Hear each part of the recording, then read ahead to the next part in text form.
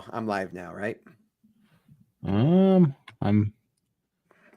Yes, you are live now. I'm going to go to Rumble. Make sure everything's good at Rumble.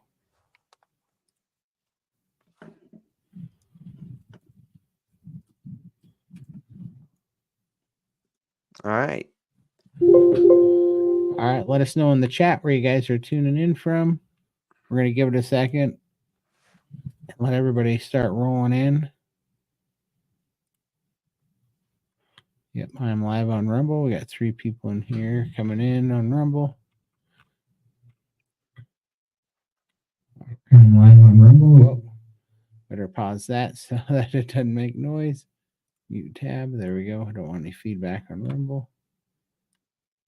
All right.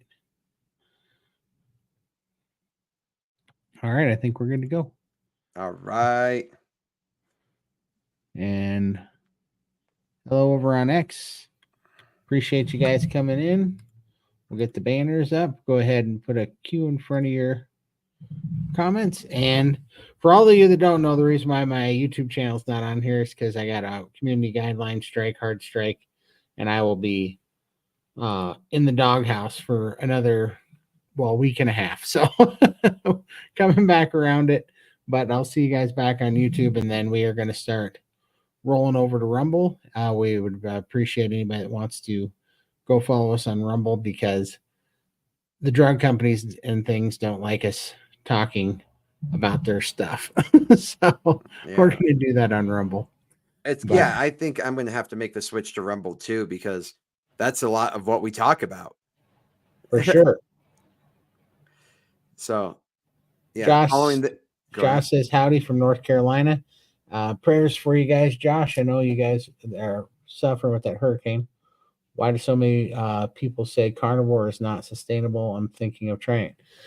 Because people are, and I mean, this is just my honest truth. What I believe is because people are addicts. People are addicted to sugar. People don't understand how addictive sugar is. And so until you're free from addiction, you don't know what sustainable really even is. The idea of not having your drug seems unsustainable.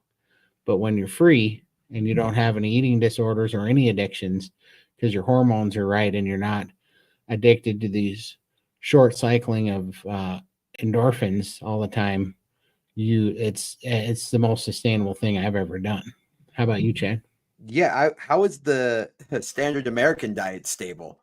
How is that sustainable? Right. In my sense, because like 50% of the American population right now has diabetes or pre-diabetes. 9 out of 10 people are estimated to have a metabolic disorder. You're like 9.5 out of 10.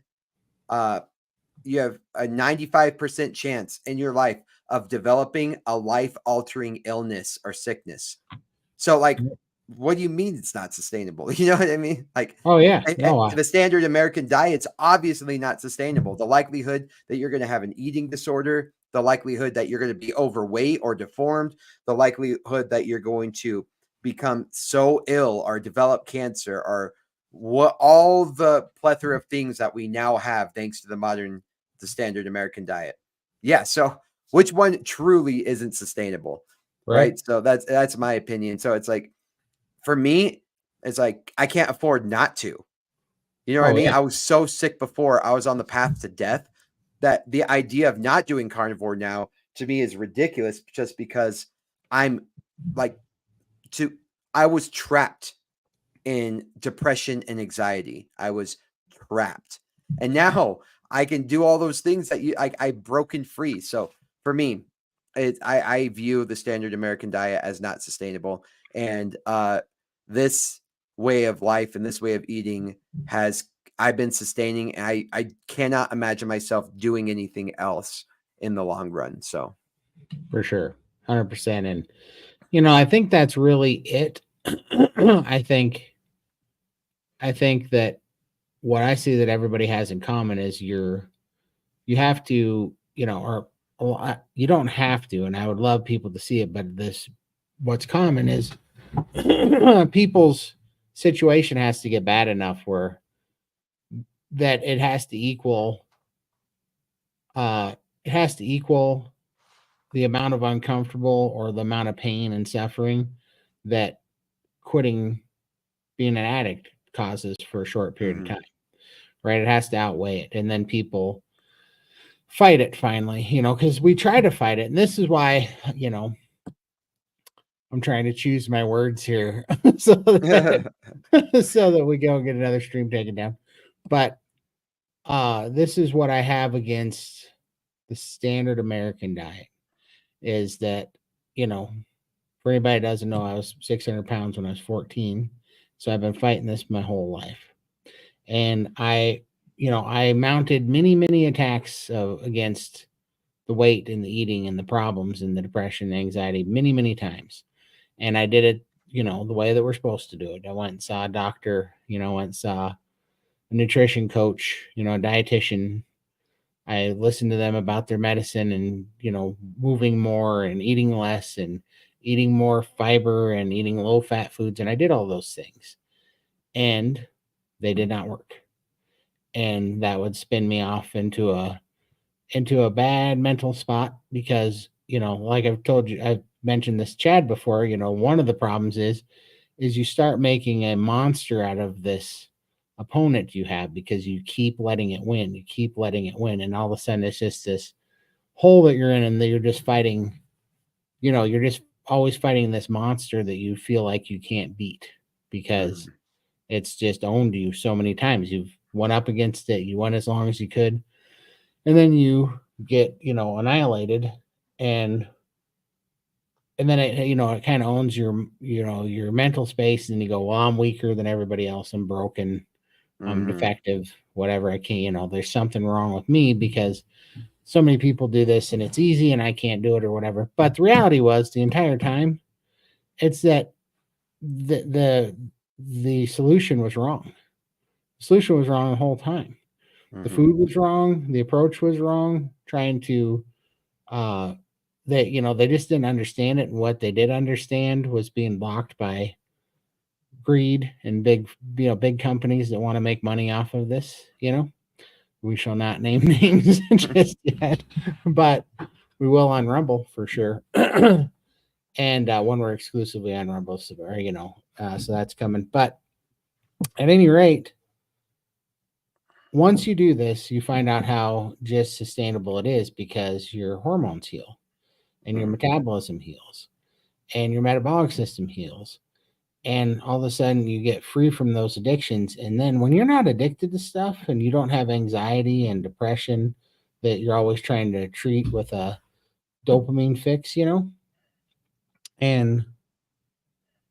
you finally get really calm and all of a sudden, you're not ruled by these drug fixes in the food, you just you have a real constant sustainable strength about you. And for me, it's the most freeing, sustainable thing I've ever done. It's Absolutely. yeah. You and I talk about this a lot too. Well, I guess I talk about way too much, but you have two versions of freedom.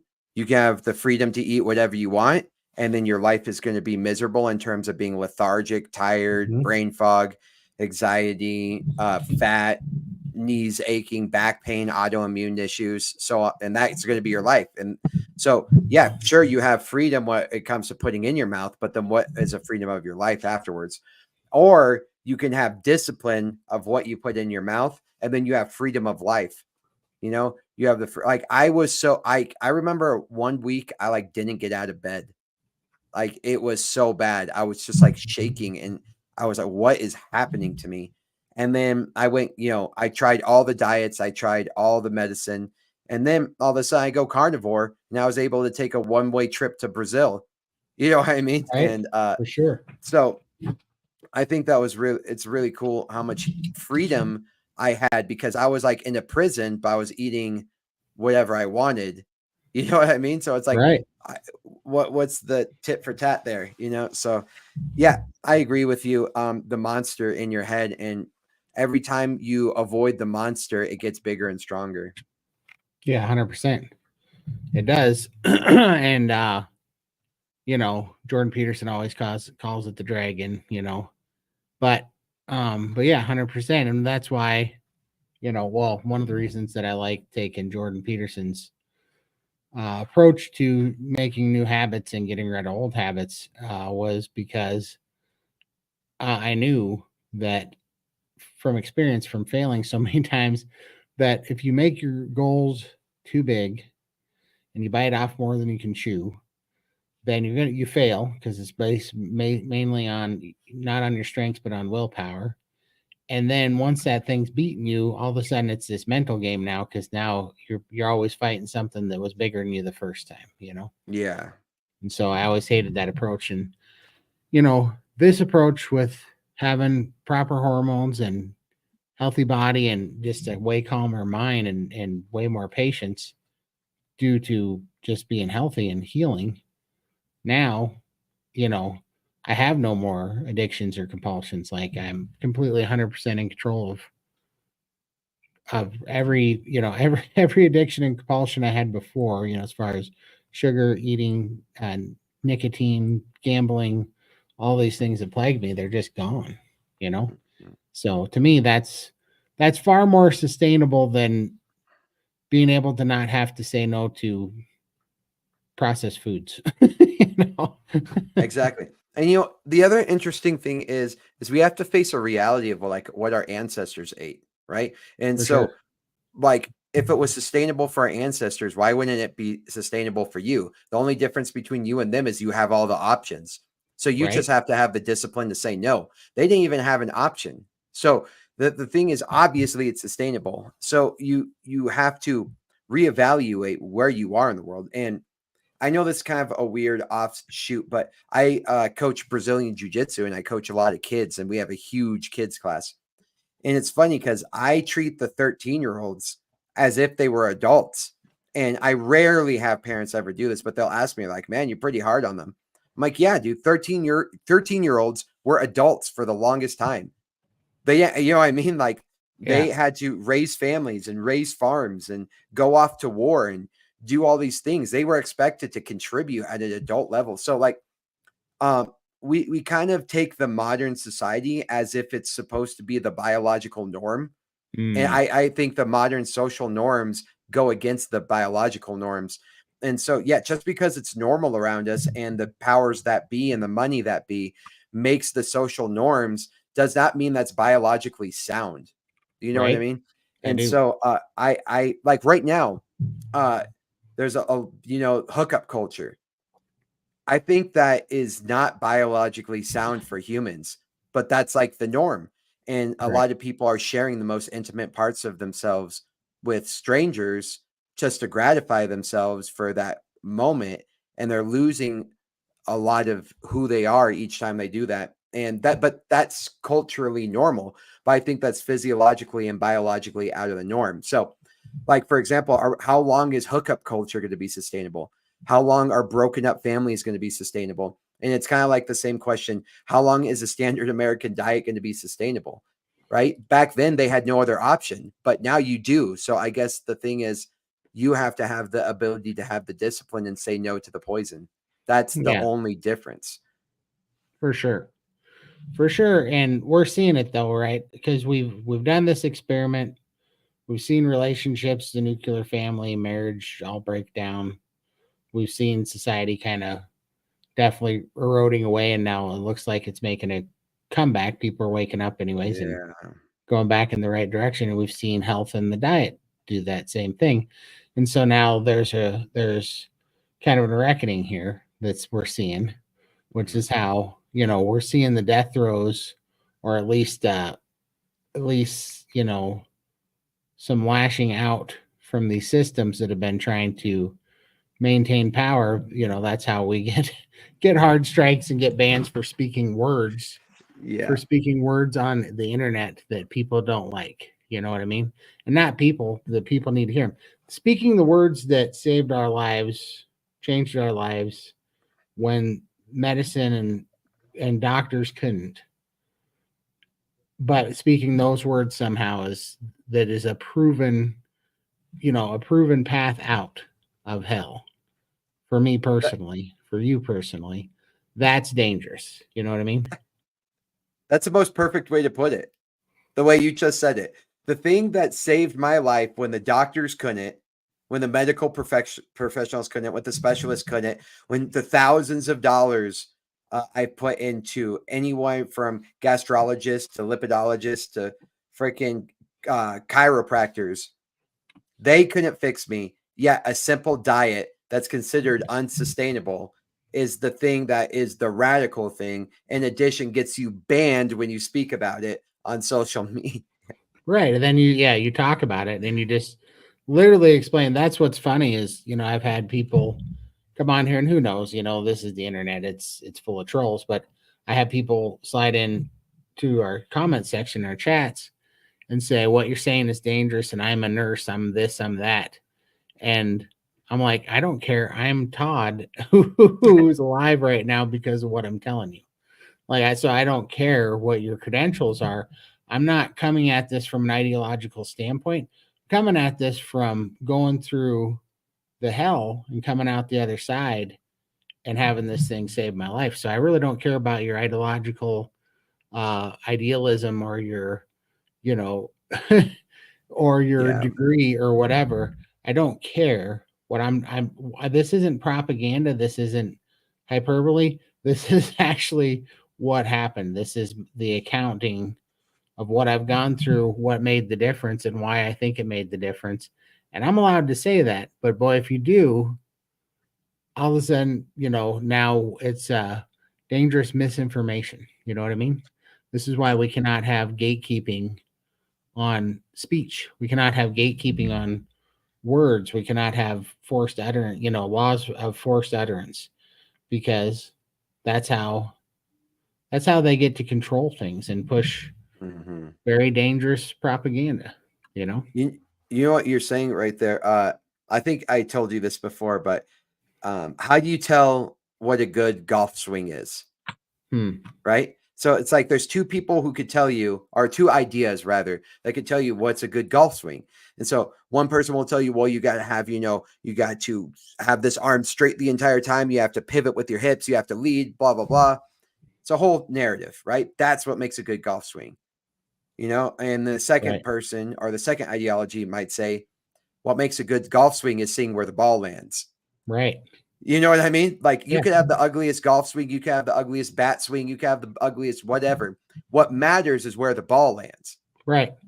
Right. And so here's the thing. You can say all the stuff that's in your books. You can say all that stuff that's in your literature, which is paid for certain parties, which have a certain agenda, right? A profitable agenda, which does not care about your health. Right. Right. So you can say, you can follow all those books, which I did, which plenty of thousands, if not hundreds of thousands of carnivores have done. You go ahead and tell me what's a good golf swing, but I'm also going to listen to the people who are driving that ball where I want my ball to go. Does that make sense? Wherever the ball is landing for these people, I'm going to listen. I'm going to pay attention. I'm going to try it out, what they're doing. And it worked for me. So, what's weird about this whole credentialing obsession lately is it's a weird way of controlled speech. Like I'm a nurse, so therefore I have the authority. And so we're doing this argument from authority all the time. And at a sense, I totally get some of that. You shouldn't be giving medical practice to people, right? If you are not qualified to be a doctor. I get there's certain limitations for that. But as an example, to be talking about diet from my own experience, you can go forget yourself, right? If, for example, let's say I can speak multiple different languages, right? Like, hablo un poquito de español, eu falo português, right? I can go on and on and on for multiple different languages, and I can speak pretty good languages. Would that mean if I did not have a degree in applied linguistics, if I did not have a degree in Spanish, if I did not have a degree in Portuguese, does that remove my validity of how I learned to speak Spanish? Right. And then would you want to stop me, right, from putting the information of how I learned Spanish out into the world, because that's not the right way to learn Spanish, when 98% of people, and then 98% of the people who learn Spanish in school still can't speak Spanish. Right. Right. So it's like it's a losing battle for us if you continue to go from the argument of authority. Right, exactly. Well, and that's what's stupid about it. That's why it's propaganda that's actually, the science. It is propaganda because it's used to control people and to validate, and basically gatekeep information, truth, and knowledge. Right? They're trying to gatekeep because because those things give you power, or those things give you freedom, right? When you have information, truth, and knowledge, and you can freely think and freely hear the competition of ideas, and you can watch it play out and watch ideas win over. They don't want that because they're trying to push a narrative. And I would say that, is some dietitian that maybe had, no weight problem in their life, or maybe had 40 pounds to lose, do they know more about losing a massive amount of weight than I do? Or do they know more, a dietitian that's never had PTSD or depression or anxiety or any of that stuff? Do they know more about how curing that with diet than you do, Chad? It's like, Oh my God. no, That they don't. that's a valid point. Yeah, I mean, that's what's so stupid. We are literally listening to ideologues that get it out of books, and we know where these books are paid for. We know where the information, yes, there's some science in there, and yes, there's some good stuff in there, but there's a whole lot of fake science in those books. And it's because it's bought and paid for by peer-reviewed epidemiology studies that are a joke, right? That most of this came from pushing a narrative and a system that they want because it makes a lot of money. You know what that reminds me of though? What's it called? I don't know if I'm about to use an offensive term, but like a person who guides you up like a mountain, like a Sherpa. Yeah. Yep. Yeah. So that reminds me of like some guy at REI who's never hiked a mountain selling you all the best gear. Right. And he's never done it. And then you got like some guy in Tibet or whatever who's like never even had nice gear, who's the guy who's guiding you up Everest. You know what I mean? Who's like who's spent a fraction on gear that you're doing. You know what I mean? Right. And he's been up and down. And so you're like, who are you listening to? It's like, do I listen to the guy who's never done it, but he's got all the books and all the trainings and all the nice gear and all the money? Or this guy, this Sherpa right here, who's never had nice boots, probably, you know what I mean? Never had all the nice gear, but he's been up the mountain 1,000 times. Who are you going to listen to? I mean, obviously one person looks better than the other. One person has more credentialing than the other, but yes, this is a guy who's done it.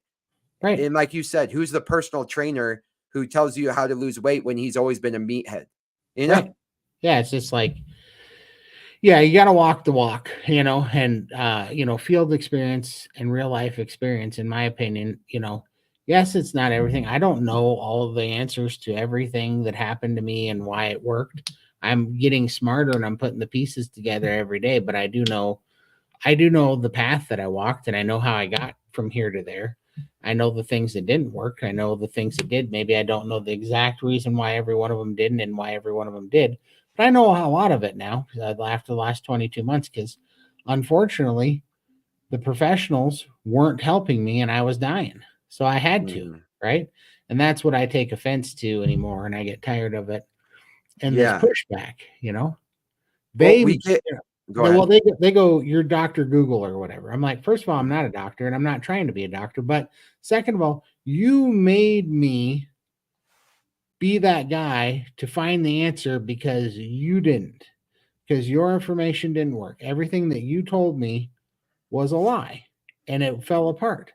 So I got here, I did save my life. And now you're telling me that everything that I did is now dangerous medical misinformation because it didn't come from your mouth and keep failing me until I died. It's kind of crazy.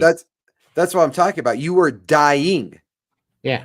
You were following all the things that they were saying and you were dying, not like you would die. You were dying. Sure. And then all of a sudden you tried this radical thing that they call the carnivore diet. And then you got better. And then your doctor is like, wow, all your stuff that we wanted to happen is better. And you're like, yeah, I didn't take your medication and I went carnivore. And then all of a sudden he goes, whoa.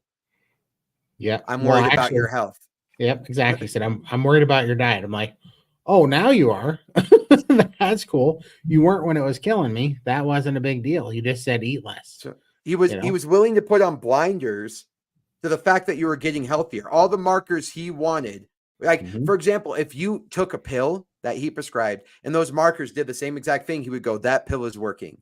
Right. But because it was your diet that was carnivore, all of a sudden he's worried about your health, even though the health markers that he asked you to get to got there. For sure. Without his medicine. It's so weird that you're the goalpost changed. Right. You need to get your markers right here. Okay, I did it. I just did it with the carnivore diet. No. Right. Well, that's what's wrong why all that whole system is in a box, because part of it's disbelief and whatever. And I'm sure even some of it's genuine, but some of it's just that they live in this box where their practice, their education says you have to fit, all these people have to fit in this box. They have to do this thing and, and X, Y, and Z. And if they don't, there's going to be repercussions. But just like Ken Berry found out, they back up everything saying, well, people aren't successful, if we give them the protocol and they do it, and they're not successful in the long haul, it's because they have, it's because they didn't have enough discipline. They didn't try hard enough. They didn't follow the program. And, just like Ken Berry found out, he gained weight. He followed his own program and it didn't work for him. And that's how he ended up in this spot, because he saw for himself that, for all those patients weren't lying to him.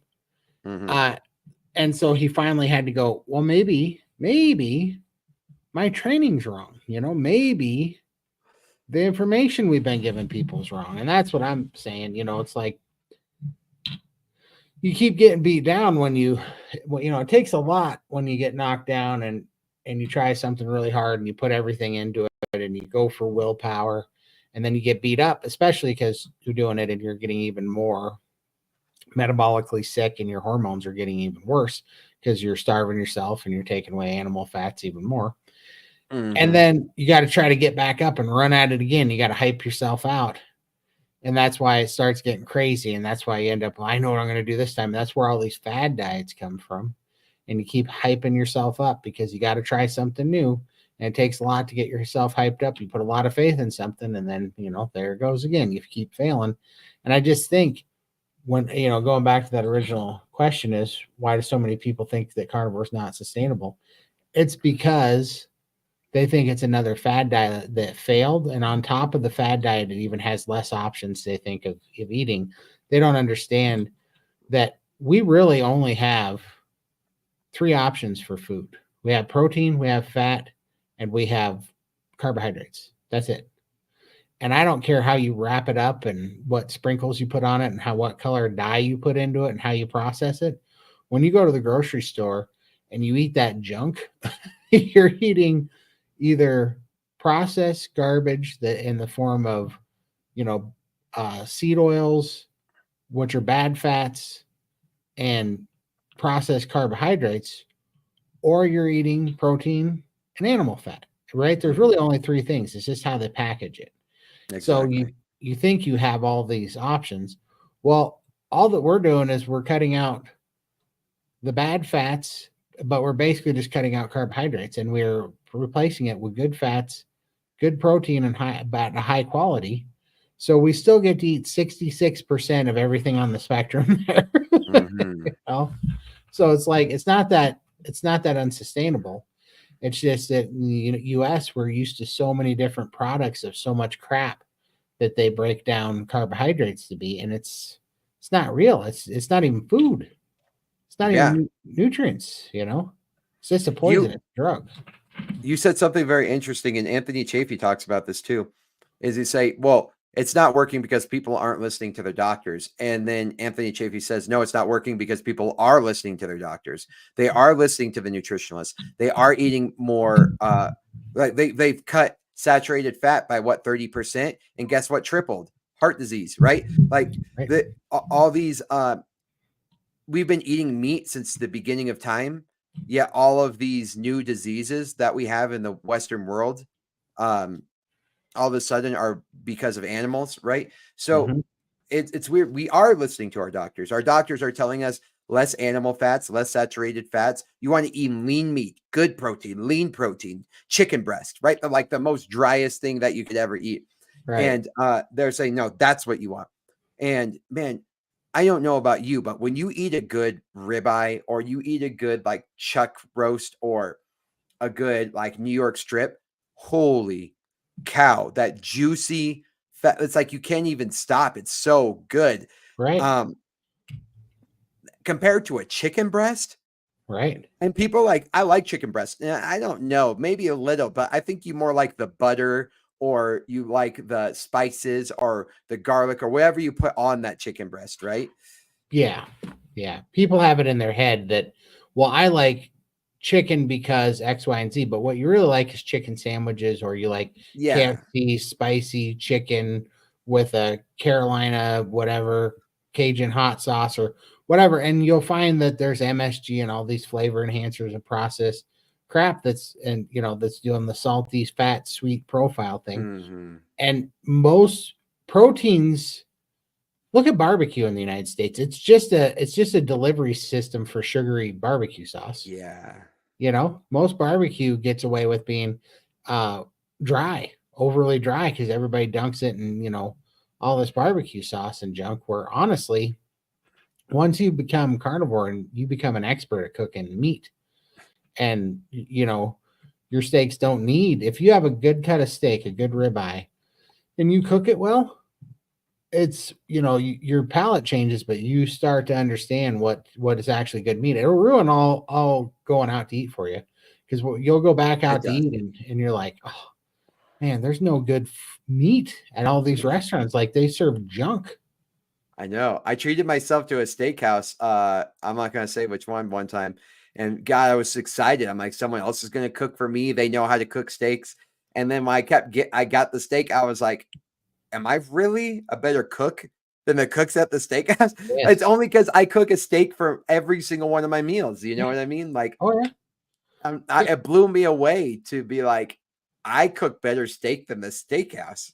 I know. And I mean, I look back last year, I think in a 1 year period, especially when I was going through priming phase, I think I cooked about 1,100 steaks that year, and I was like, yeah, I'm way, my steaks are by far better than any that I get in a steakhouse, by far, and it just in a third of the price, or Yeah.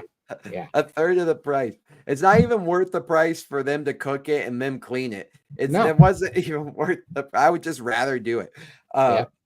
Yeah, you find like that butcher that you find those cuts of meat that you like. You learn exactly how to smoke it or air fry it or grill it. Man, like And I look slice forward to everything. cooking every Yeah. single one. Yeah. And a lot of people don't know this, but 20% of your digestive acids are released before food even enters your mouth. Okay. Right. And so the anticipation of food is actually very important. It's like a fifth of the job of digestion. Smelling the food, preparing the food, touching your food. A lot of people distance themselves from their food by using forks and utensils and things like this. But another thing is what helped control your hunger signals. What helped control your hunger signals was the hunt. Did you get the hunt? You know what I mean? It was like, oh, you either were successful in the hunt or you weren't. And so if you didn't get a successful hunt, your body wouldn't start releasing those hunger hormones. You know what I mean? It would release the motivational chemicals. But once you got the hunt, your body starts releasing those digestive chemicals, right? And then you start cooking it, and then you start preparing it, and then you start touching it, and then all of a sudden, by the time you eat it, your body's like this perfect environment of digestive enzymes and acids ready for that meal to come in, and it helps regulate your hunger to satiety, like chemical balance, your physiological processes there. Right. And what I've noticed since I've been cooking every single one of my meals, right, I've had a lot better digestion because it's like my body's better prepared because I'm involved in the entire process of like getting it out and preparing it and salting it, getting the grill going. And you know what I mean? I'm not using a bunch of utensils. I'm like touching the meat, I'm more like, if it's ground beef, I'm like forming it. And so, yeah, anyway, I'm part of the entire process. And for people who eat, like processed food, especially with utensils, it's Yeah. like, man, it's just in there and your body's already behind on digestion. And I wonder how many times you can do that. Like just going insult with injury by not only putting bad food in your body, but your body's not prepared. You know, like a Skittle, your body, when you touch a Skittle, your body doesn't know that's food, you Right. know, and then all of a sudden you put it in your mouth and it's in your digestive system. And all of a sudden your body's having to absorb and digest all this sugar, which is so easily absorbable, um, within seconds. So anyway, I know that's like a long process, but by you cooking your food and being part of that process, I think it's really important. It's really kind of bringing you back to your ancestry and what developed your physiology is cooking your own steaks and being involved. We like to outsource everything. We outsource our health. We outsource our knowledge on health. We outsource our cooking. We outsource our food prep. And so anyway, I think Yeah. the less you outsource your health and your food, I think the better everything gets. That yeah. Yeah, and I I 100% agree. And that, when I go back at it, because I'm not like a fat positivity guy or any of this nonsense. I've always thought it was crazy. I'm not, I don't, I'm not a victim of anything, right? Hey Diggs, how are you, man? Hey, what's I'm up? Oh, that's coming. Oh, that's cool. That's coming from Twitch.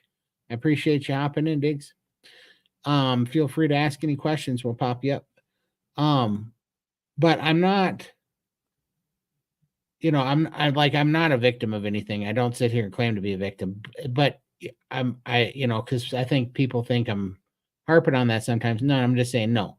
We have to be aware of our environment, that we're under attack, right? Like our health's under attack, our food environment's under attack, our knowledge is under attack, our speech is under attack. It's just good to know that. But I do like to know, you know, what is real, right? Because I spent a long time beating myself up over not being able to fix it. And that didn't help, because then you stop looking for the real reason. If you're convinced it's you and that you're just flawed, broken, all these things, and you're unfixable or whatever, then you stop looking. But when you realize, oh, okay, we're being messed with here for profit, then that doesn't mean that you're uh you didn't have a hand to play in it, but it is good to figure out what you really did. And as far as I'm concerned, the thing that I screwed up and the hand that I had to play in it the most was, delegating my health to the medical professionals, because I was a food addict and I wanted to believe the lie that there was a magic pill so that I could keep eating sugar and Exactly. Yeah. and still be an addict, but also um buy this lie that there's an easy way out, by this lie that you can have the drugs and health at the same time. I bought into that system, and I was doing it because I did not want to, just like everybody. This is why I say, why do people think it's restrictive? Well, because they're sugar addicts, they're fast, Mhm. they're processed food addicts, right? And I think that's what we're all at that spot at one point. We have to get to the point uh where we take responsibility for our own health, which unfortunately in the day and age that we live in means not listening to the so-called professionals a lot of the time when it comes to most of it. It's Yeah. pretty, or rethinking who the professionals actually are. Is it the people that have had the football for 70 years that's gotten 74% of America sicker and Mhm. obese? or Exactly. or is it the people online that are not selling products, don't have any agenda, but have actually saved their life and went through it? Yeah, I think that you have to earn that authority. Like for example, like Einstein, right? Einstein of course, respected Newton, but he basically disproved a theory that had been around for hundreds and hundreds of years that had been established as fact. Like in the physics realm, Newtonian physics was the end all be all. I'm like, oh, he discovered that, and this is the way the world functions. And it turns out it's only a half truth. So Einstein, even Einstein, we look up to Einstein, right? And we look up to the Einsteins of the world, but they had to challenge the way that things are in order to develop something new. And what's even weirder about it is like our ancestors were the ones who were accidentally I wouldn't say accidentally, actually. I would say the ancient wisdom of our ancestors by far trumps what some of our best science knows. And it's not like our ancient ancestors were like doing science experiments under microscopes, but they were following their spiritual essence. They were following their biological instincts, and they were listening to their physiological processes, and they were much healthier than we are. And so it's weird that the more we advance in science, the more ancestral like we become. You know what I mean? Like in my opinion, I become more ancestral than I've ever been before, yet my mental health has advanced more than it's ever have before. So all the way from the fact that like in order to develop something new in physics, you have to disprove a legend in physics. And that's a challenge of authority. You know what I mean? Right. And in order to develop. So if that's obvious, right? That's objective. You can't, like Einstein, like Newton was wrong. Einstein was wrong. Galileo, you know what I mean? Like all these people were wrong. The biggest names that we look up to in science. That's the thing, is you have to be willing to admit that all these people in a manipulated structure of profitable food might be wrong. Right. Right? Isn't that fair to say? That can't you just think about that might be wrong? And then once you consider that and you start experimenting with yourself, and n equals 1, as you say, like, why don't you just try? Right? Why don't like what's the worst thing that happens? You eat ribeyes for a month? Right. You know? See how you feel after a month. See if you're still addicted. See, you know what? This is even better. Let's say, for example, for me, I hate the cold. I hate the cold more than anybody I know hating the cold. So because that controlled me, I ended up getting in the ice bath every single day, and I signed a contract to myself for 30 days, and that turned into 60 days, and that turned into 90 days. And I ended up doing like 6 months where I only missed one day in the ice bath, and that day I took a cold shower. So the thing is, okay, if something is controlling you, how about that be your reason for giving it up? I can't imagine myself without fruit. Okay, well, guess what? You're not going to die, right? I've been going on for a year and some change without a single vegetable or whatever. Okay, so you're not going to die. So let's try to give yourself a challenge. Like in Stoicism, we kind of do that a lot, like Stoic philosophers. It's like, try sleeping a month without a blanket. Try sleeping a month on the floor. Try not touching hot water for a month. Try all these things. Try not having your car for a month. You know what I mean? And you always think like, well, I have to. What if you had no other option? The only reason you think you can't is because you have other options. Why don't you just try giving yourself a challenge to see, am I really addicted to food or not? Because we have these gentlemen on this Iron Sharpens Iron telling me I'm addicted to food. Okay, so let's go ahead and give a challenge. Maybe I'm not addicted to food, or maybe, yeah, I'm not addicted to food. So I'm going to put up a challenge to prove that I'm not addicted to food. Does that make sense? It's like, here, prove it. Let's prove it if you're not addicted to food. And so anyway, I would just say, try to look at it from that perspective. Give yourself the challenge. If you, yeah, what's the worst that happens is you've proven me right. Right. 100%. And I agree.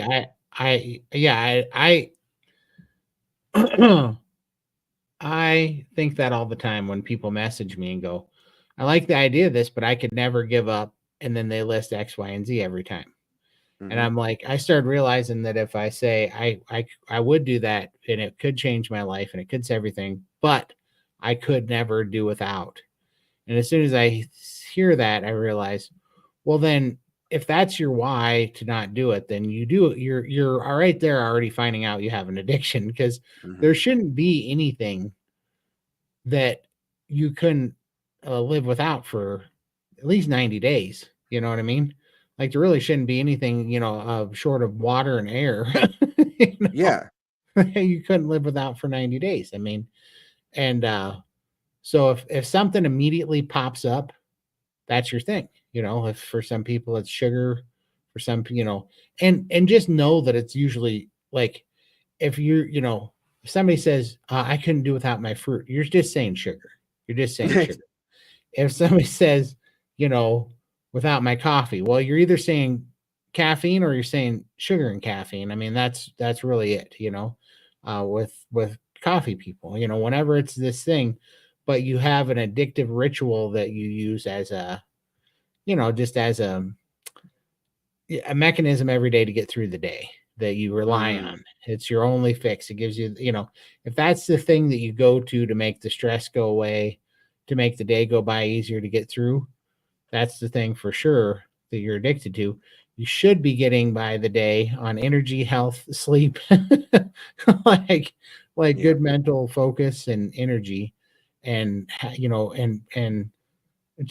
achieving, kind of growing, achieving better health, achieving better strength, achieving, actually making progress. We've kind of traded health and energy and progress for these dopamine fixes. Yeah. It's very interesting that you said drug addicts, for those, yeah, you couldn't imagine your life without chewing tobacco.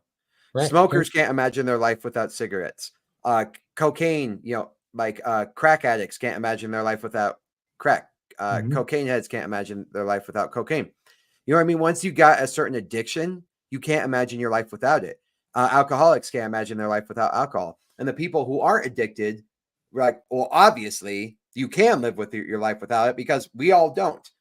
But you as Right. an individual, like, we all think we're so special. And that's why I think the ice bath is like a very good analogy. It's very rough and mean, and a lot of people don't like to hear it. But listen to this. The ice water is the same temperature for everyone. Okay. You're not special. It's not extra cold for you, right? You don't have some special circumstance where you can't handle the cold any better or any worse than anybody else. The Right. temperature is the same for everyone. Okay. You think you're special because you like food? Get the fuck over yourself. Mhm. Food is good for everyone because food is addictive. You don't think I have foods that I absolutely love? You don't think I love Chinese food and Italian food and root beer floats and ice cream? You don't think I love all those things? You think you're the only one? Like, you know what I mean? I Oh don't know yeah. how to say that. No, the thing is, the water's cold, and the only difference between you and I is I kept getting in there. You know what I mean? I gave up those carbs, I gave up the sugar, and it was hard as hell. I know out of a lot of the people who have switched to carnivore, my story is one of the roughest stories of making that transition over. I was miserable. I like my detox and my carb withdrawal was like, I went out camping for a week just so that way I couldn't do it. Does that make sense? Like, Yeah. I had no cell reception, and in that first week, I was, oh my god, miserable, and I was high in elevation, so I think I made it worse on myself. But at least I wasn't around foods I couldn't eat. I bought a bunch of food that I could eat, went out, you know what I mean? Right. And God, that keto flu or the carnivore flu was atrocious. But here's the thing, it's going to be atrocious for you too, or it's going to be easier, right? But regardless, you're not special for liking food. Everyone thinks that they're so special. Yes. Right. Everyone And thinks that they have some sort of excuse that omits them from the fact that they could be healthy. You know what I mean? Whether it be their genetics or the way they're raised or whatnot. I can't even, and I guess I kind of get into this a little bit more because I coach jujitsu as well. I was like, yeah, nobody's good at jujitsu when you get started. Zero Mhm. people.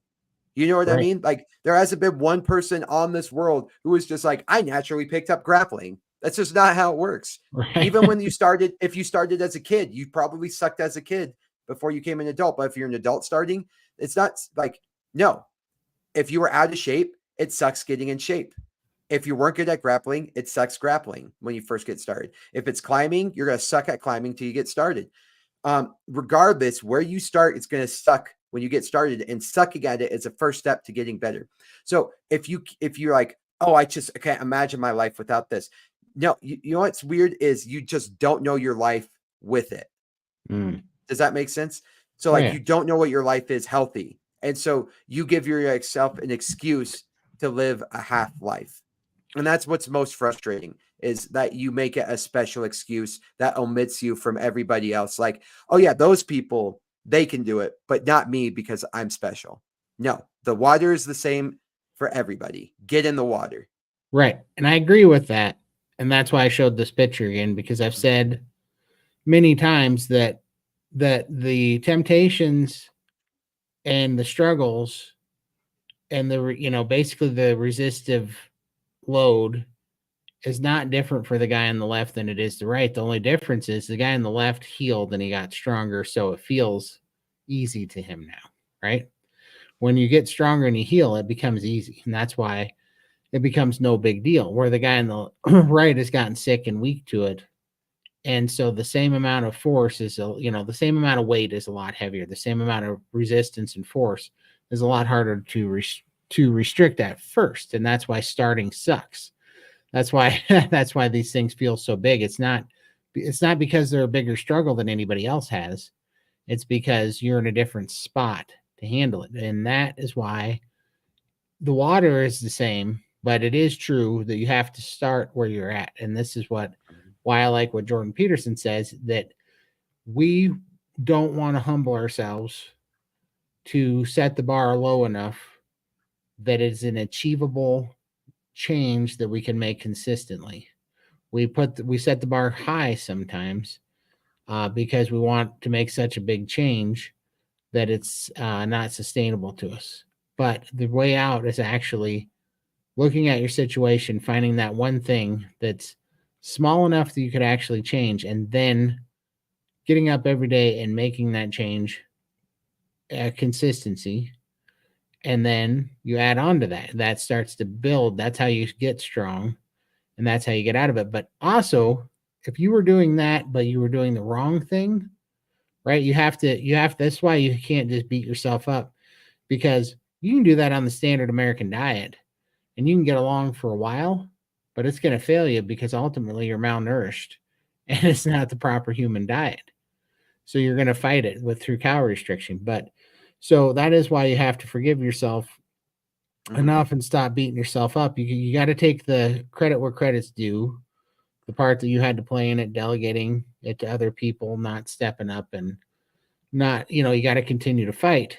But you also have to be aware that, when you're going through this, you got to find the right thing, and you have to give it a real go, and you have to understand, you really have to understand what's going on with your body. So you kind of need to start with getting information and changing the way you think about things. Don't just blindly listen to people with accolades and, white coats.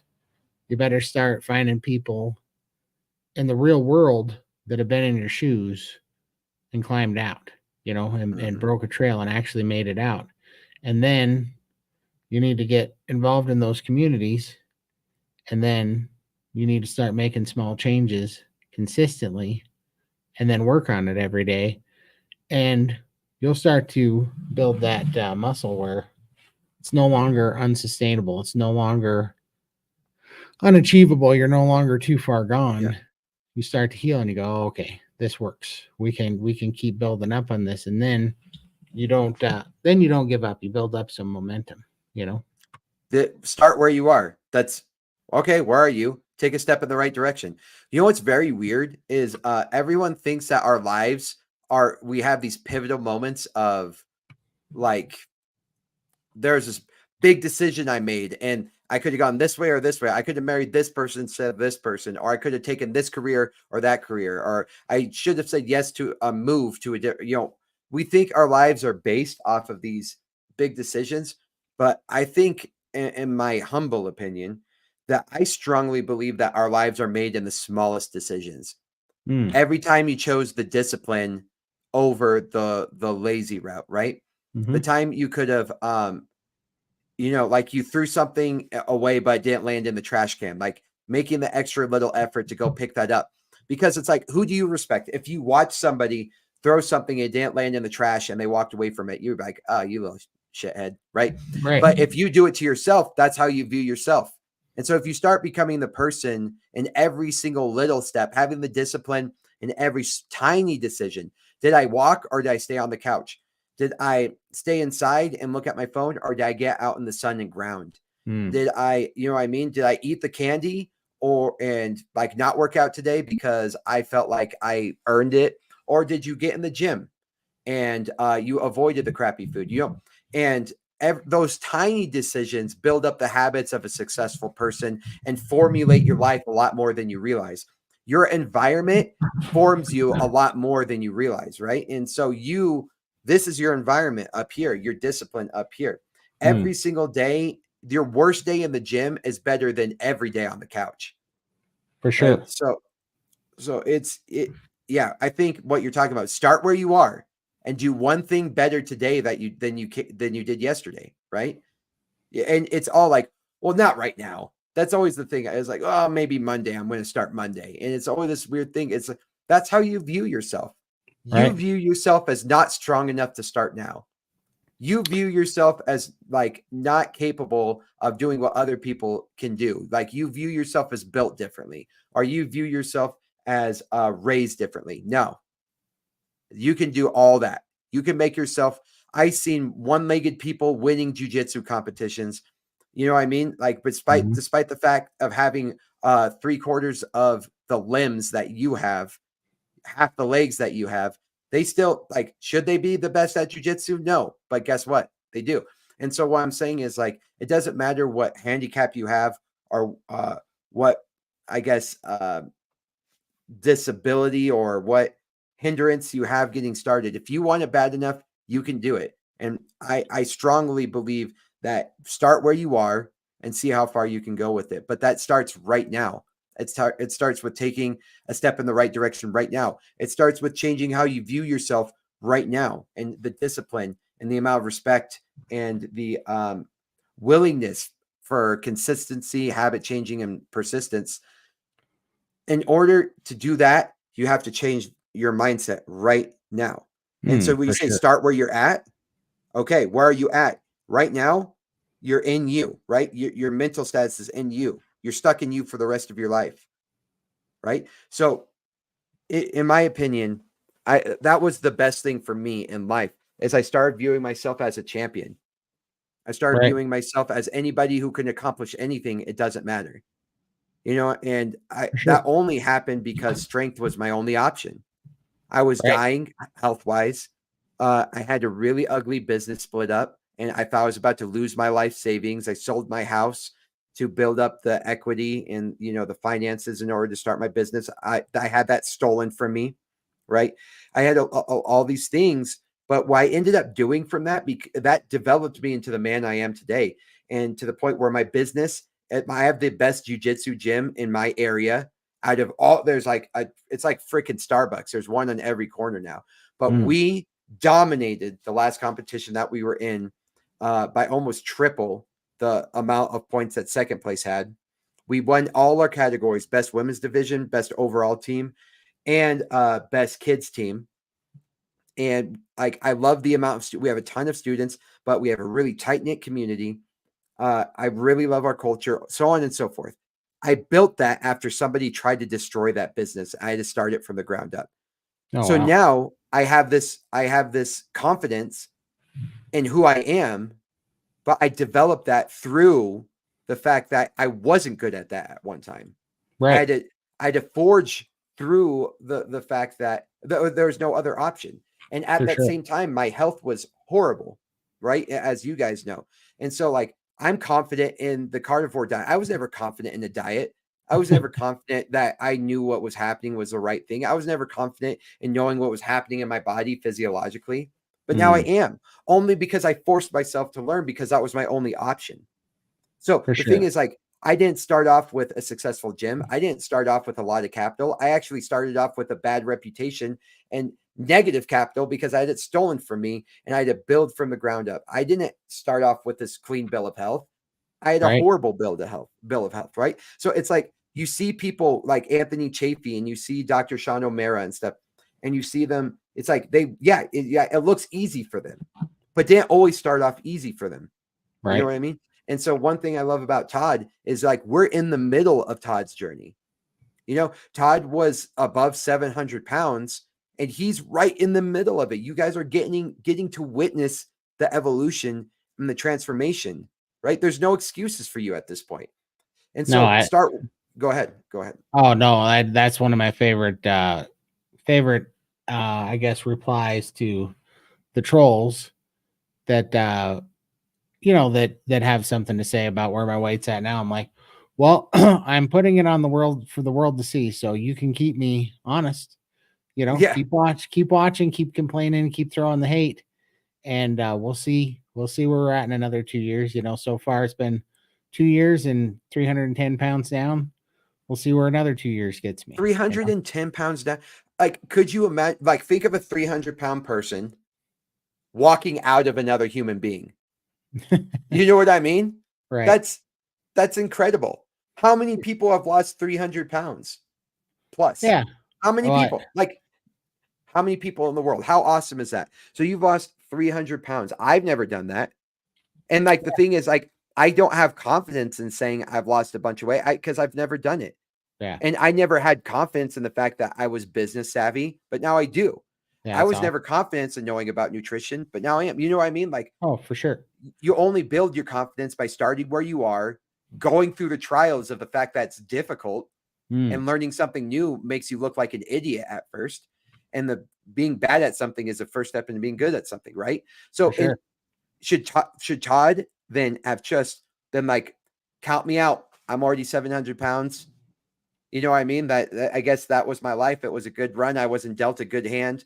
And so that's me. Or did you have to take that first step?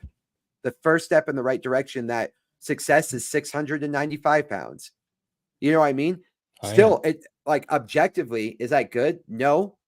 But subjectively, that's incredible. Because if you were moving in this direction and now you're moving in this direction, I don't think people realize stopping the inertia of the wrong direction is one of the hardest things you can do. And it takes a while to even stop the inertia and then build the inertia back in the correct direction.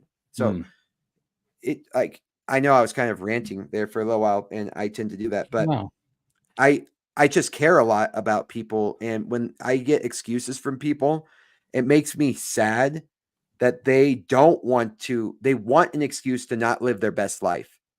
And when you only have one life to live, that's heartbreaking to hear from people that you care about. Yeah. And for sure. And it's because truthfully, they don't think they can do it. Right. So they make those kind of excuses and cop outs or whatever. And, like they believe them at the time. I believed plenty of them for a long time. That's why we delegate it to other people, to professionals, so to speak. But that is why I am a fan now of, above all things, make the change small enough that it's sustainable for you so that you do make it. Because once you make it, you'll get that little bit stronger, and you'll start to see the light at the end of the tunnel. Even little things, it'll make you so much stronger and give you so much more faith in the process and yourself, and go, okay, I can climb out of this, like step at a time. I got a long way to go. But just like you said, just the fact that if you're making small steps forward, you're not making giant steps backwards like you were before, getting deeper into your problem, Absolutely. So my daughter and my wife just came into the room. Here, come say hi. No worries. Say hi. Hi. Hi guys. How are you? Are you coming to say goodbye? Yeah. Okay, so good. Love you guys. Love you. Love you. All right. Good to see you guys. Bye. I love you, sweetie. We'll see y'all. That's awesome. Sorry, no worries. They just barged in here. It was funny too because I had something holding up my green screen on one side because it was kind of Jimmy rigged, and it almost fell on all the equipment. But anyway, sorry about that. No worries. We're spending the night in separate places right tonight, so they wanted to come say goodnight. Oh, nice. Yeah, Right but on. sorry about that. But I love them. That girl right there, my redhead. Yeah, the rumors about redheads are so true. Like I have my oldest daughter is a brunette, and then my son is a blonde, and then I got my middle child who's a redhead. Man, they're spicy. You met them though, when we Yeah, were in Wyoming. Yeah, so yeah, that was they're awesome. crazy. Yeah, for sure. That's funny. No, but you have an awesome family. That's really good. And that how I was meaning to ask you this: are they mostly carnivore now too, or? Yeah, so my youngest is fully carnivore. My daughters, they kind of cheat a little bit because but they're mostly carnivore. And then my wife, um, it's funny because she'll be mostly carnivore, and then she's like, I just want this, and she'll come up with an excuse, right? Like she'll be like, well, it's a special occasion, this, that, and the other thing, and then it's a disaster afterwards. So she is being more bumpered in there, you know what I mean? Yeah, Just because, but yeah, we're a carnivore family for the most part. nice. And what's very interesting is like my daughter, the redhead, like she had all this skin problems on the back of her legs and arms, like back Yeah, here, and completely gone. Like the other day, like I kind of grabbed her and it was like smooth. I'm like, what is this? that's awesome. Yeah, so it was pretty cool. And let's talk about this actually. My oldest daughter, she was breastfed, and then she went to bottle, and then Jade my wife was having a really hard time, and then we went to formula. My second daughter, which came a year after my first daughter, Irish twin style, my wife was just like exhausted, postpartum, really bad. Tried to breastfeed a little bit, but just went to formula. All right. Sorry. And then my son, uh, we ended up breastfeeding the longest and the most.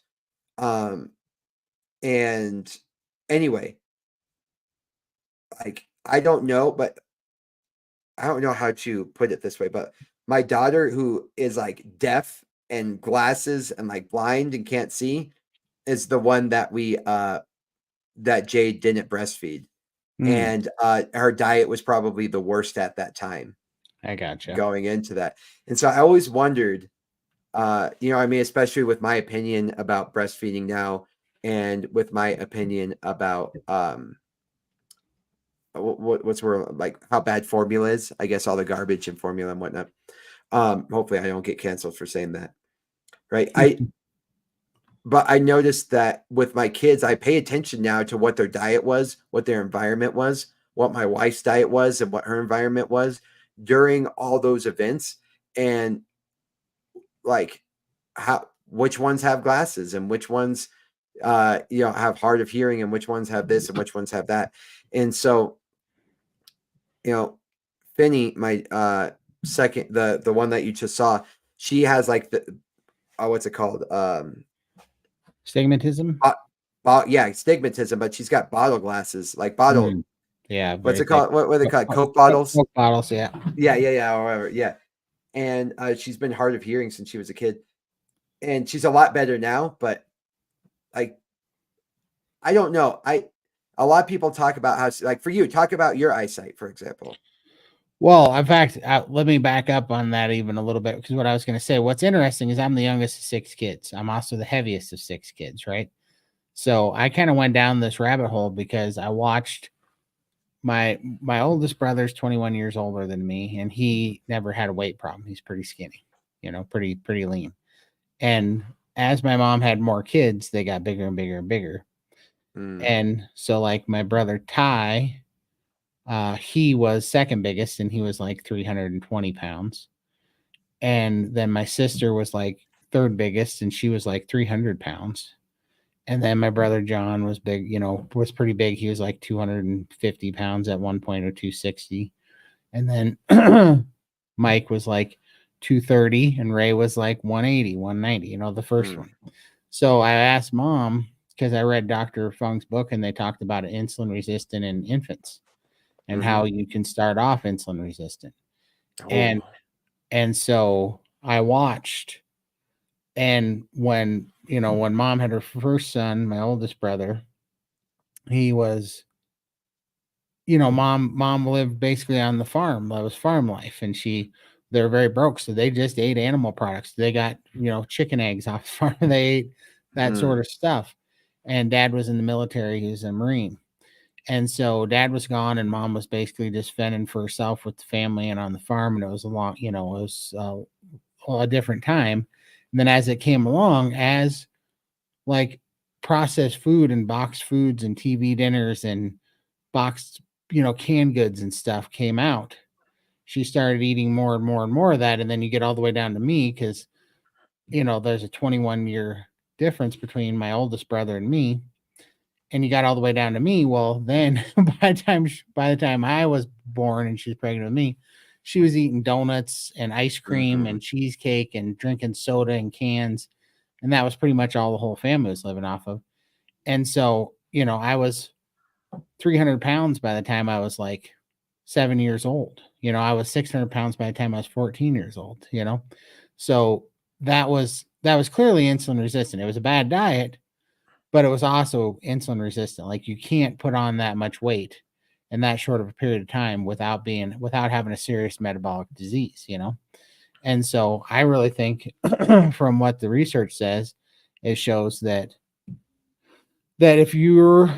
when you're pregnant, if you're eating a bunch of sugar, it's not the insulin that goes down the the insulin doesn't transfer to the infant, but the glucose does. And then that baby its little pancreas has to put out adult size shots of insulin in the womb to bring its own glucose down and fight it. Yeah. And so when you're spiking the infant's blood sugar in the womb, that little baby's pancreas is pumping out the insulin. And that is crazy. That is insane. Sorry, I want you to keep going, but I'm just saying you're blowing my mind. Like my responses over here, like I know they're quiet because I'm trying to be respectful, but you're blowing my mind with this. And it makes sense about what that guy said about the fat cells getting bigger. Yep. 100%. You know what I mean? Oh my God. Yeah. And so I've been watching that and I'm like, this is why when people are like, well, how do you justify getting to 700 pounds? All this stuff, you're like, I just get all these trolls, but I'm like, listen, you shouldn't look at me as a one-off because I will be the future. Okay. If we don't fix insulin resistance and we don't fix our food environment, look around you. All right. I'm 41 years old. If you look back 41 years ago, I was an absolute offshoot. I was one of the probably first insulin resistant infants, right? It's to be that big, probably so. But now you look around compared to like the 1960s, 70s, 60s, 80s, everybody is overweight and obese, like huge. And in another 30 years, there's going to be a lot more 700-pound people. There's a lot right now. Like I just started a channel 14 months ago and I found 4 of us that are over 700 pounds, just in a little tiny channel. And that's why we do 700 plus on Sundays, because we're wanting to kind of showcase that 1, you can come back from that, but 2, that this isn't like an accident or a fluke. This is going to be the future of our infants if we don't fix this food supply, because if people keep having insulin resistance and mothers keep eating that type of food that they even think is healthy, we're going to have more and more and more insulin resistant infants.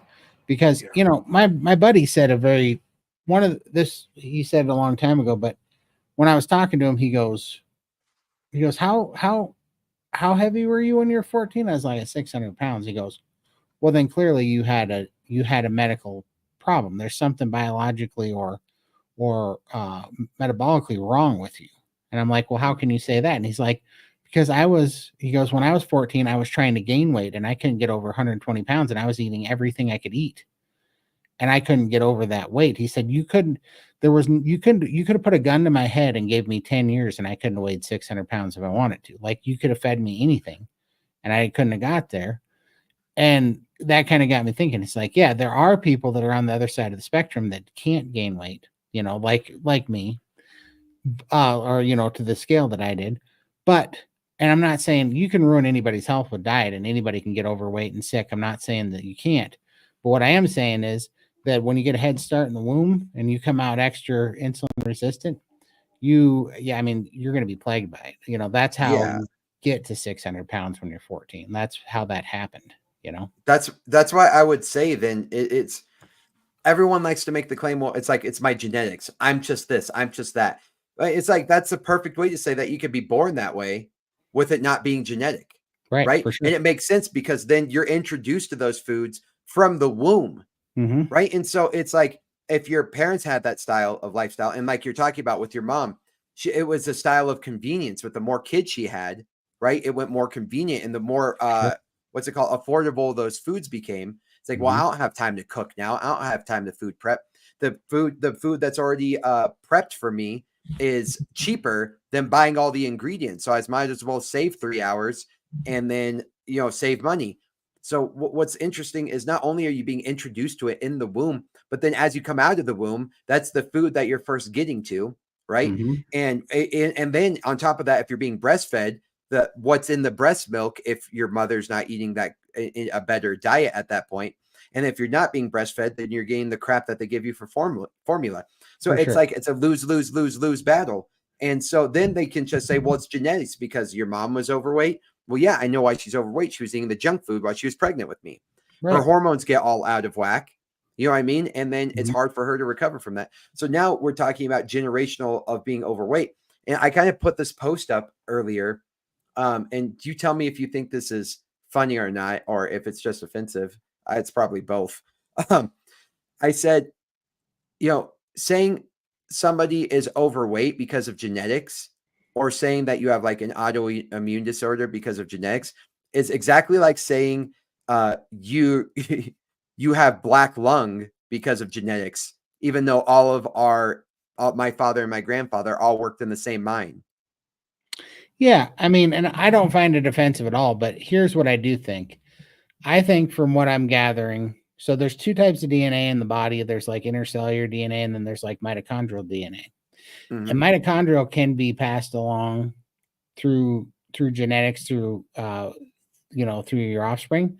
However, it can be changed. So like I can hurt my mitochondrial DNA, then have a kid pass along some damaged mitochondrial DNA, if I understand all this right, to my offspring, and they can be born at a deficit. Now, that doesn't mean they're stuck there. They can you can heal mitochondrial DNA. You can change it for your kid, right? So there's that, and there is the insulin resistance, because there definitely is something. There's some proclivity to some people, which I believe is insulin resistance and metabolic disease, that you can be born with, because whatever, you're just like your daughter didn't get the right nutrients when she wasn't breastfed, and I was I wasn't being breastfed, and I was getting hit with all this glucose. But this isn't a victim thing. This isn't an excuse thing. You don't just have to settle for it, and it can be fixed. You can correct it. You can heal it, but we're not being told the right thing. Right. And I get letters and emails and stuff from people trying to tell me that my parents, were so neglective and all this stuff, and people need to relax and look at the real situation of it. In the 60s, 70s, 80s, when my parents' diet began to change, everybody thought that this was great. Nobody thought that the new processed food was going to hurt anybody, right? These, they trusted these systems that hadn't gone on long enough for us to know that this was causing sickness, and you couldn't trust these people. That's number one. Number two, I also came from a very poor family where it was an exciting victory for my family to be able to buy these foods, because that meant we were coming out of poverty. I know it's stupid now, but back then, in order to be successful enough to buy food at a grocery store and make sure your kids weren't hungry and weren't starving to death, and even for them to put on a little weight, back then, that was a good thing. That meant you weren't starving. right? Yeah. That meant that you weren't, because there's a lot of times, when my oldest brother, who is skinny, my mom tells me stories how she had one ham bone and she kept having to warm it up in water and make ham broth until it was basically just salt water that she was eating because they didn't have food. So she would live off of ham broth, and she'd try to find like a head of cabbage and take it and cut it up for 7 days, put little pieces of cabbage, one ham bone she'd boiled 4 different times with some salt and some water, and that's what they're eating. So to go from that to being financially successful enough to buy the canned goods and the junk in the store and to watch your kids be able to eat something, that was a bonus. At the time, they didn't realize what was going on. And that's how all this stuff happened. Yeah. That you're 100% correct. And so I always come across as insensitive. Yes. So there's something called epigenetics, right? And genetic expression gets turned on or turned off based on your environment. And depending on how you respond to that environment will be based off of your genetic disposition, right? And so, for example, when you ate a lot of sugar, right, you got fatter. When I ate a lot of sugar, my mind melted. My digestive system went through hell. So it's like you were actually better disposed or predispositioned to handle sugar in your bloodstream, your fat, as we learned from that one gentleman in our Saturday chat. You learn, your body learned to adapt earlier, where I wasn't getting fat. Yeah, I was going down the tube mentally and digestively. And so like you probably were saved from a lot of the horrors that I went through. And I was probably saved from a lot of the horrors that you went through. That is our epigenetics, how we respond to that environment. So yes, of course, how you respond to your environment is going to be your genetic disposition. However, you can turn on and off gene expressions with epigenetics. And actually one of the biggest pushes of that environment is sunlight, is vitamin D and getting in the sun. It determines circadian rhythm, lots of things, so on and so forth. So anywho, this is all to go back to say, though, the environment's the most important thing. Yeah, for sure. Regardless of where you start, change the environment, change your mental environment, change your spiritual environment, change your physical environment, change the people you're hanging out with, change your influences, change the information you're taking in.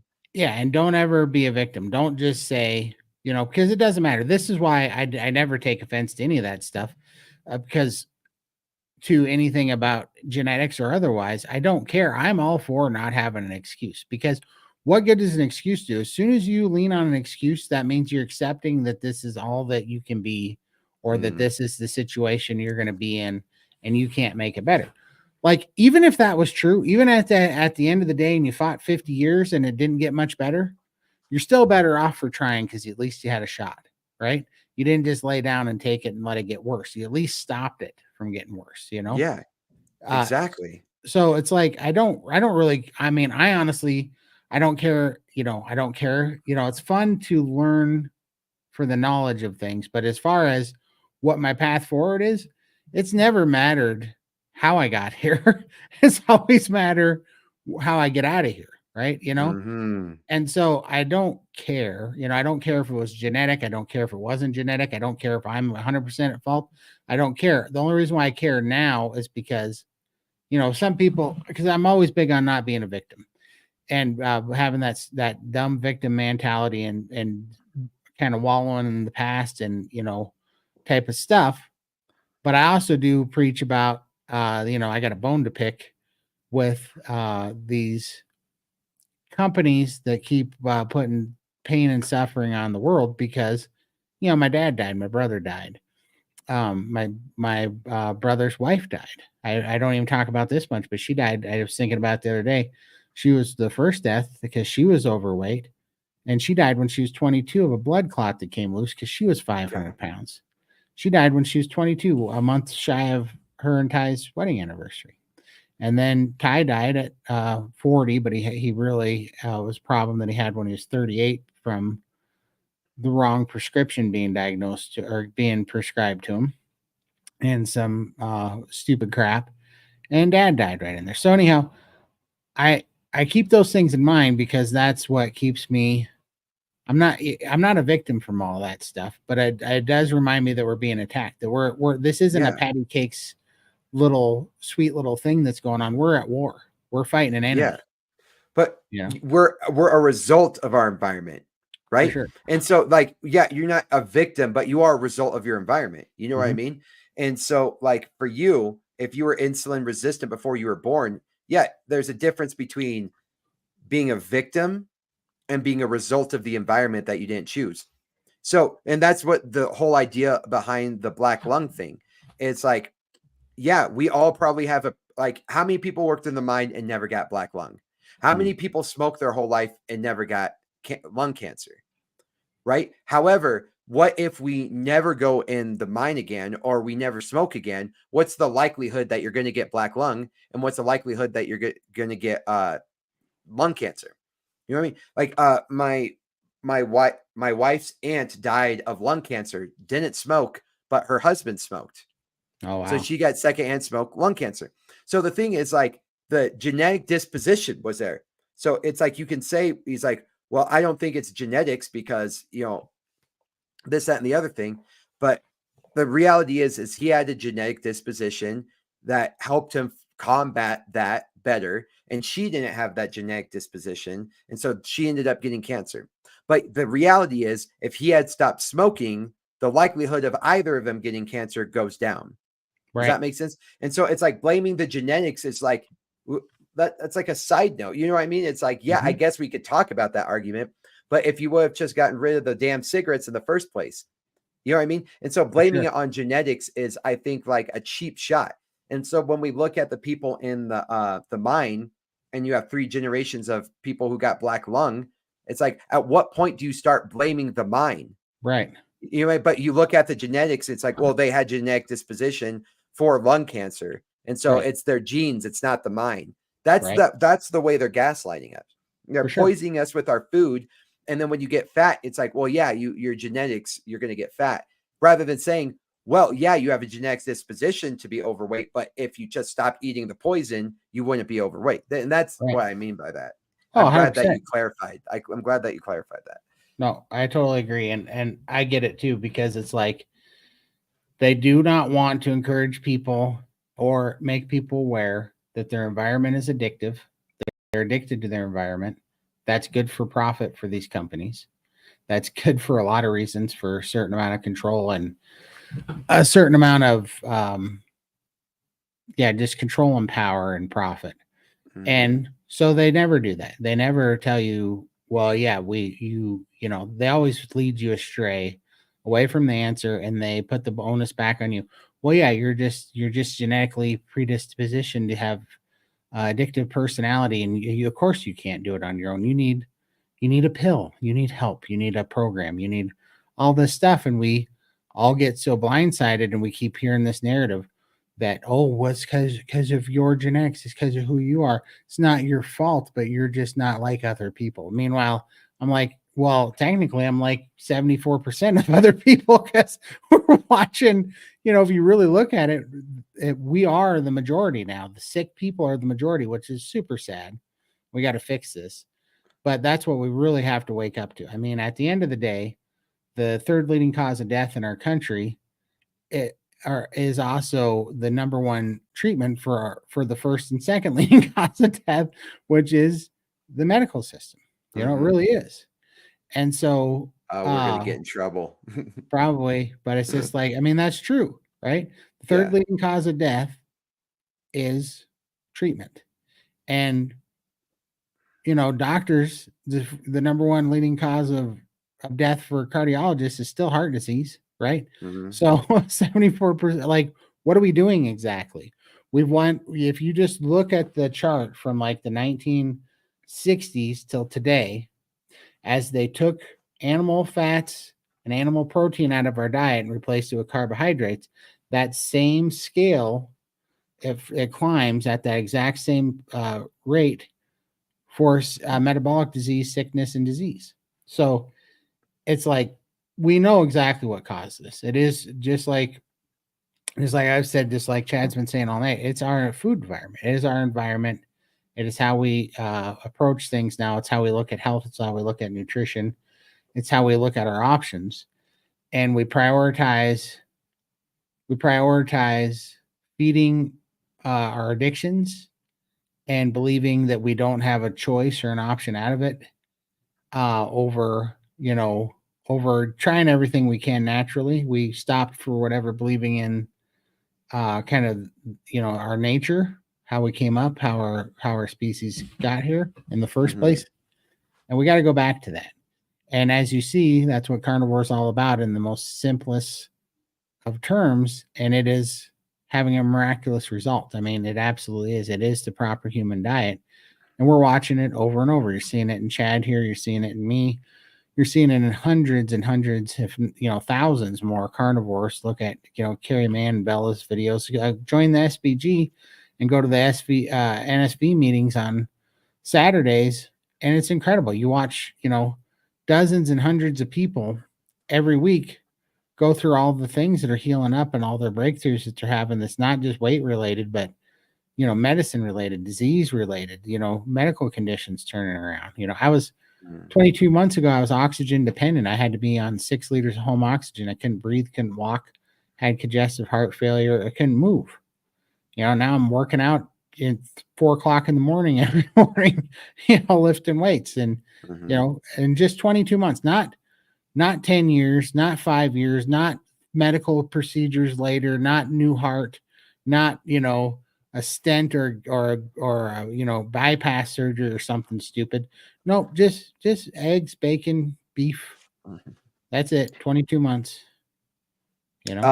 Something you said in there that I wanted to touch on.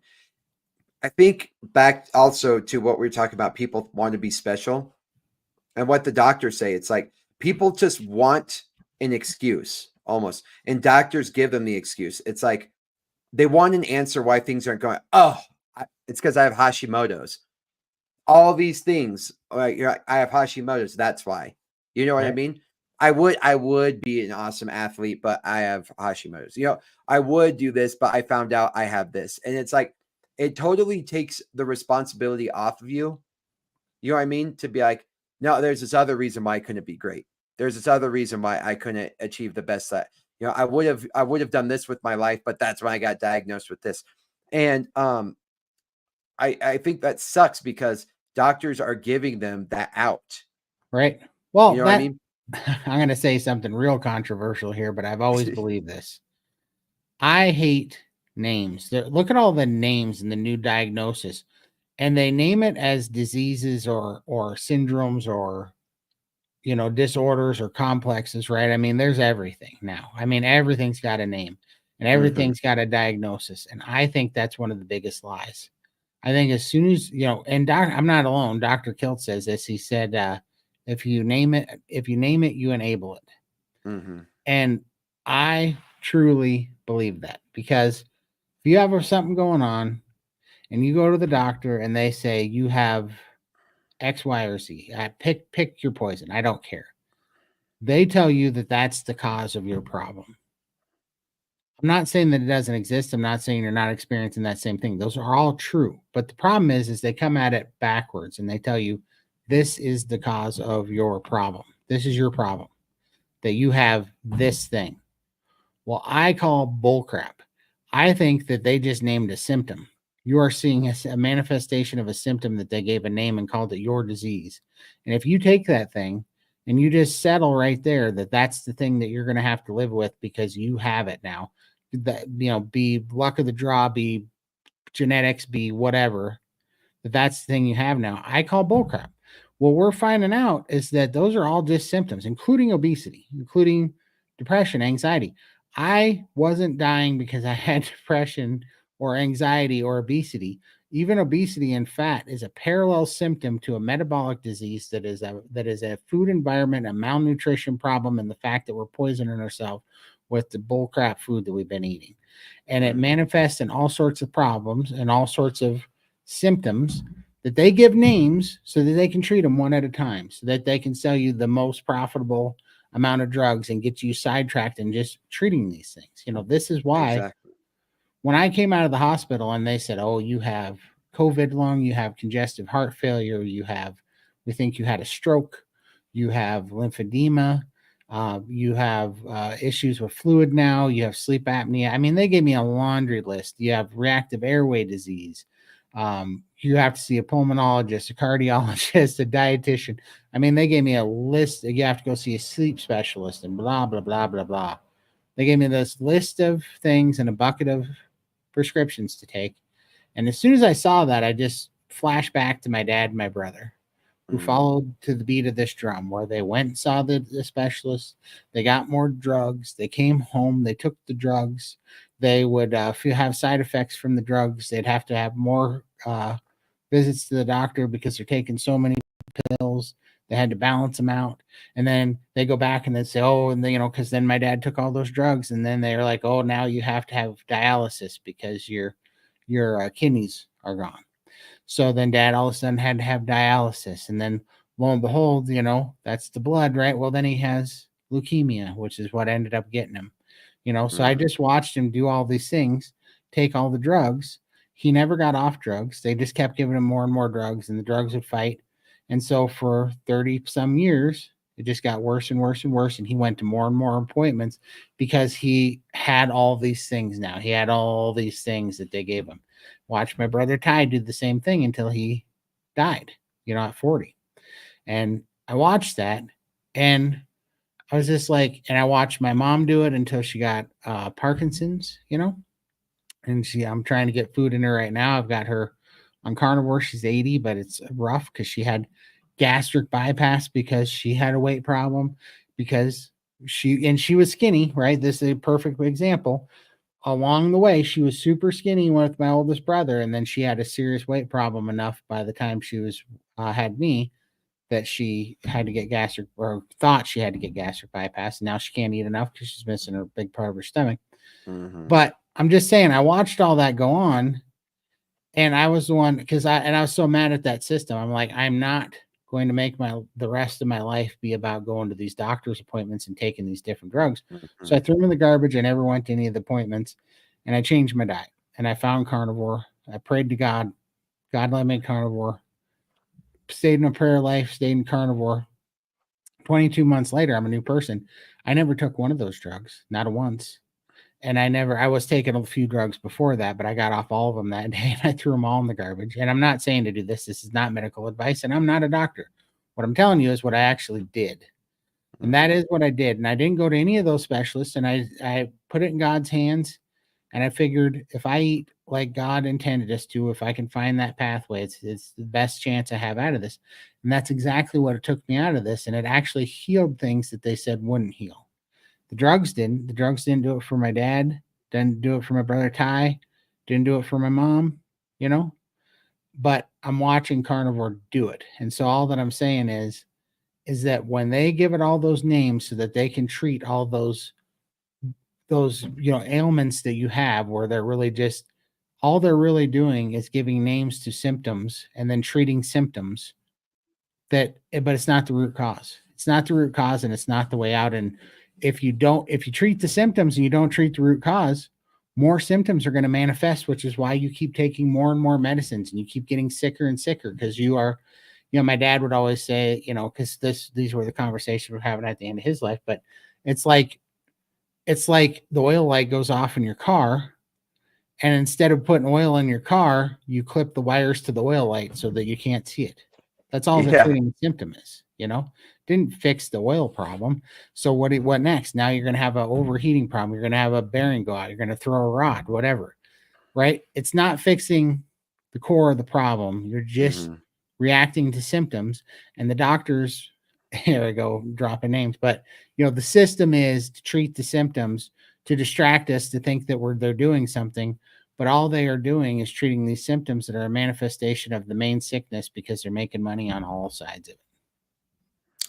I honestly think we should end there. What you just said is not going to get better than that. That was the most solid apex. Like, I think we could come to the conclusion to. Yeah, Todd, you're a blessing of a person. I was so happy to meet you in Wyoming. I'm glad that we got this channel going.